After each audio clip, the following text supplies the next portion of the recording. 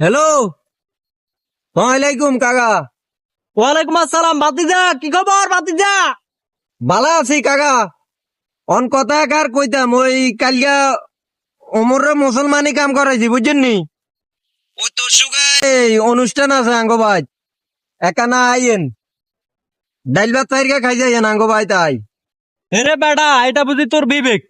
হেরে বেটা, তুই আরে ডাইল ভাতের দাবাত নিরে দেস বেটা। তুই আর নাতির অনুষ্ঠান করবি, তুই আরে ডাইল ভাতের দাবাত দেস কেন? আর ভাই দেখলে তো বেটা এরকম হইতো না রে বেটা।